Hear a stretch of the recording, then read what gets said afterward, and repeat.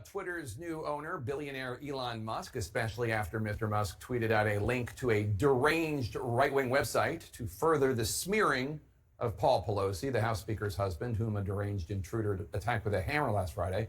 The website that Elon Musk linked to is so nuts, it reported in 2016 that Hillary Clinton had died and that a body double would debate Donald Trump. The host of Jimmy Kimmel Live on ABC tweeted, after Musk did this, "It has been interesting over the years to watch you blossom from the electric car guy into a fully formed piece of shit." And Jimmy Kimmel joins me now.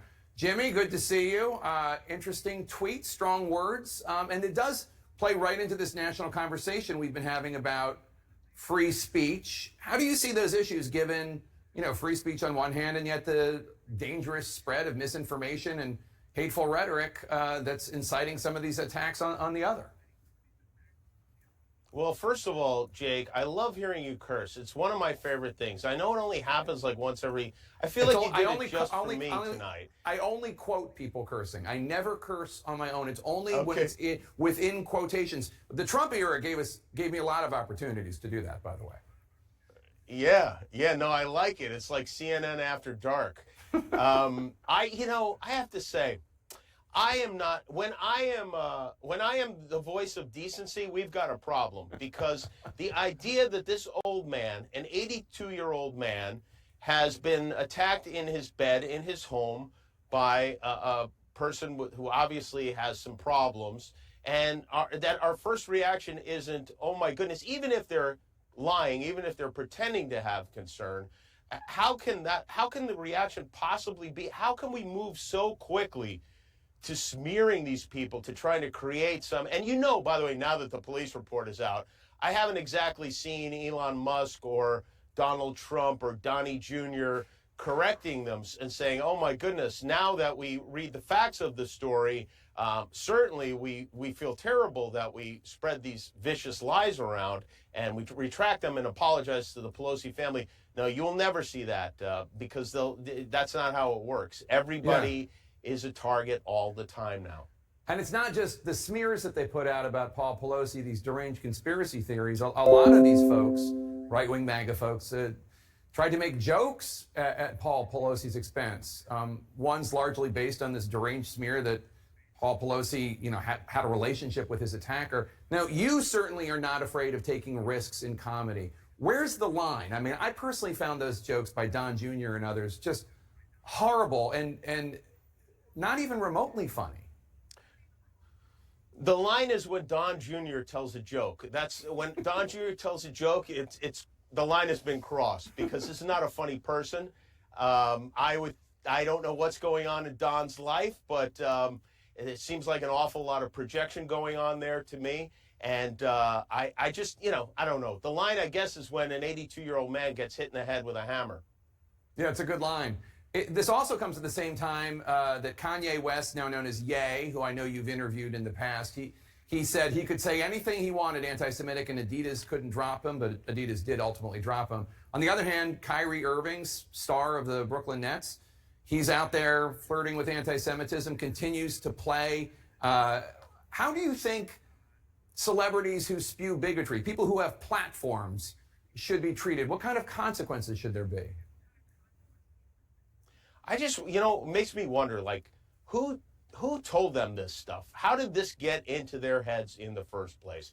I mean, on one side, you could say maybe we shouldn't take anything that these guys say seriously. I mean, if you see someone ranting and raving on the street corner, you're not necessarily holding them accountable for their words. But on the other hand, these are very specific. I mean, they've singled out a religious group and decided that all the evils of the world are somehow attached to that group. It's beyond offensive. It's actually nonsensical. Yeah. And I don't think Kanye West is a stupid person, and I don't think Kyrie Irving does think the world is flat, so that should be taken into consideration. But he went to Duke, though. He's pretty smart. Well, he went to Duke. Would he have gone to Duke had he not been a great basketball player? That's for the admissions people at Duke. But it might be time to take his diploma back. So, and yet at the same time that we're talking about this, you and I have talked about this privately, this era of so-called cancel culture, where careers get ruined because somebody says something wrong or makes a mistake. Obviously, if they commit a crime, that's a separate thing. But I think, and I think you agree with me, that there does need to be room for people to apologize, as long as it's a sincere apology. I saw this report today about this young sports reporter named Casey Funderburg. She objected to some racism that she saw as a sports reporter, and then past tweets, racist tweets that she had made when she was a teenager emerged, and she was fired. And to me, that seems like, look, if she's, I don't have people. There needs to be space for people to apologize in this world. Yeah, I mean, if there isn't, then where do we go? I mean, I mean, listen. Obviously, I've been involved in. I've said a million stupid things, and I would hope that people would decide whether an apology is sincere. When an apology isn't even offered, I mean, listen. These people are supposed to be Christians. I am a Catholic. I grew up in the church. What I was taught was that if you do something wrong, you ask for forgiveness, and you are forgiven for these things. The idea that that it would be anything other than that these people who are allegedly following the teachings of Jesus would behave in this way, it doesn't make any sense at all, and I just can't understand how that works for so many people, so many Americans. It's not just religious. It's not just people and sad. It's not just religious people on the right, though, right? I mean, there are people, progressives on the left, that can be pretty tough about this. Absolutely, just as, if not more so. But I do think that there's more openness to forgiveness from that particular side. Yeah, but with that said, people do like piling on. They love it. It makes them feel like they're a better person. There's certainly a lot of that going on. And I tell you what, I've noticed, and this is just my own personal experience, I noticed that in the 3 days that Elon Musk has been running this Twitter, that it has gotten crazier and nastier. I mean, I'm walking in an ALS walk in Las Vegas on Sunday, on my birthday, November 13th.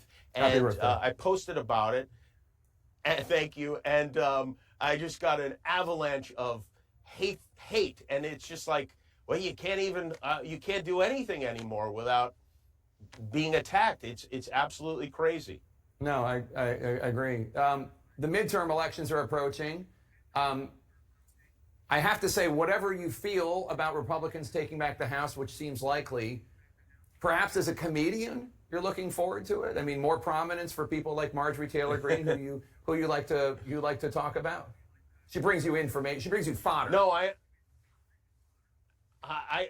know I don't. I'm not that desperate for material. I'm really not. And we'll tell you something also. I have a bone to pick with you because we watch you in my office every day before the show, and then all of a sudden you decide to slide into the night slot. Now, this is when I'm taping the show. It's not convenient for me at all. So I'm very glad to hear that you're moving back to 4 o'clock, and I like to believe that you did it specifically for me. I did it because of my family, and it was always just a short-term gig for a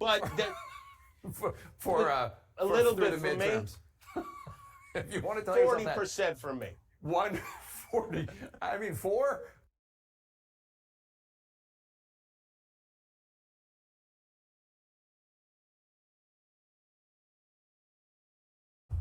Former President.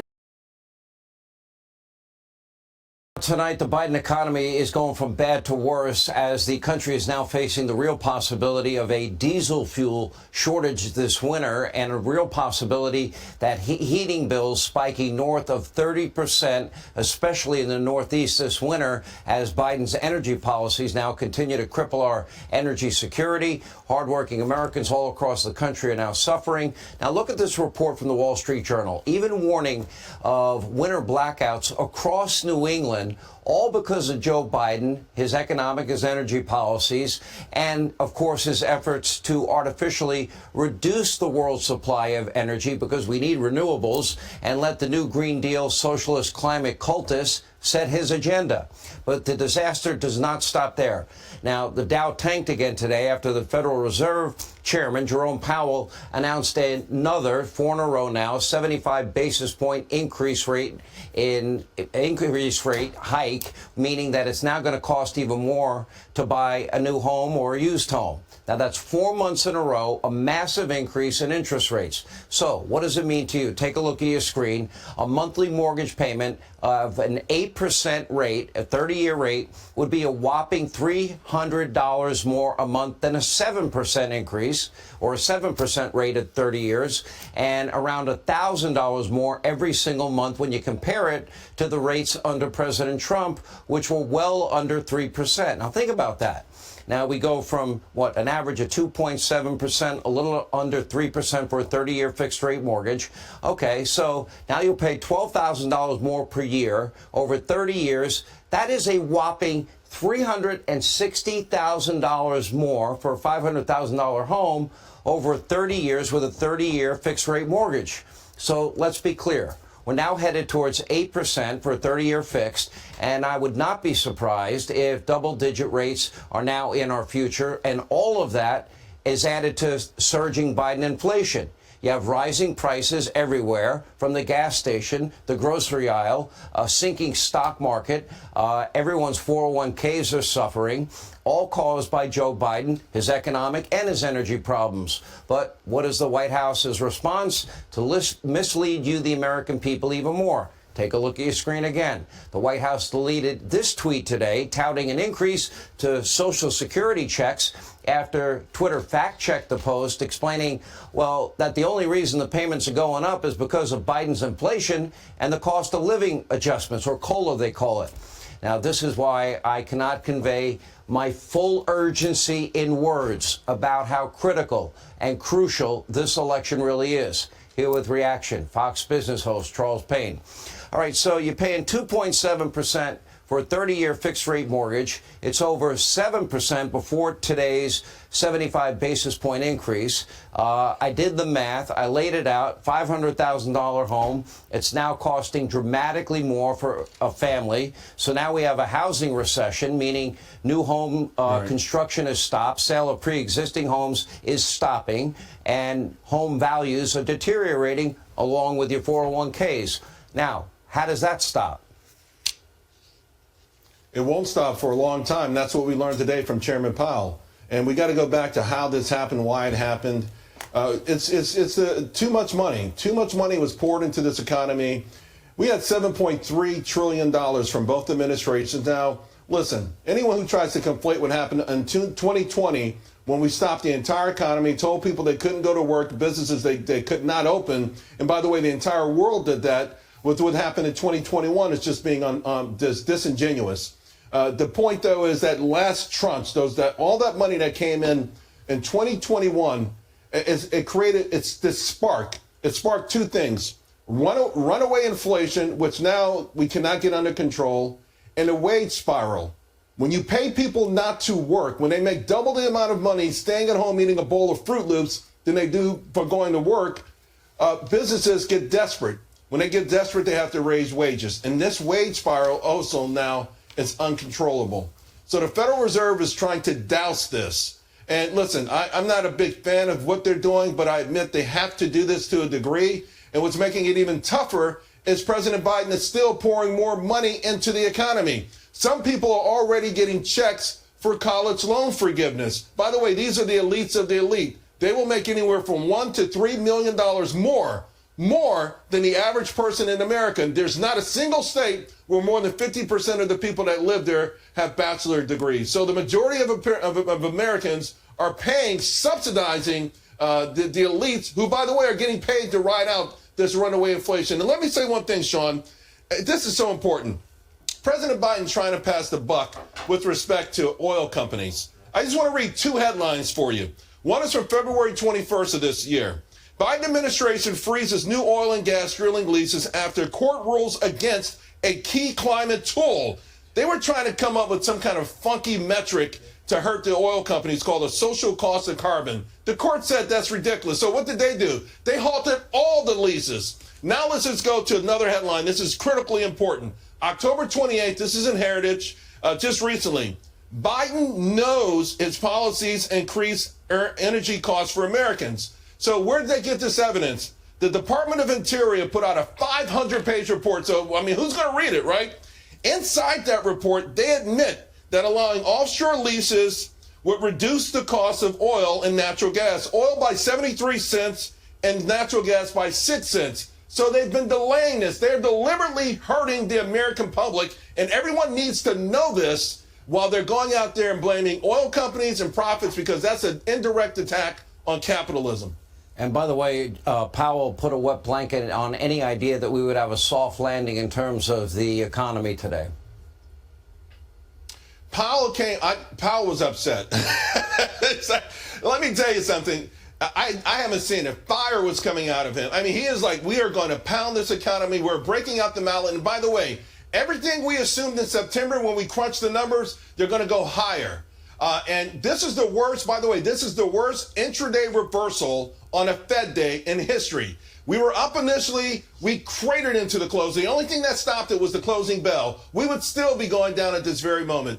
Powell was breathing fire. His job is so insurmountable. He knows he's going to become a public villain. There's nothing he can do. He's fighting a monster that was created under the guise of free money. Modern monetary theory, free money cures everything, right? It was gender justice, environmental justice, racial justice. All it's done now is make the poorest Americans poorer. And ironically, Jay Powell's saying he's gone after excessive savings. Poor people don't have excessive savings. It's going to be a tough ride. I'll tell you, buckle up. It's really disproportionately impacting the poor, middle class, people on fixed income, but it's also impacting 70% of the country that are now living paycheck to paycheck. Many people borrowing on their credit cards just for bare necessities. Anyway, Charles Payne, thank you.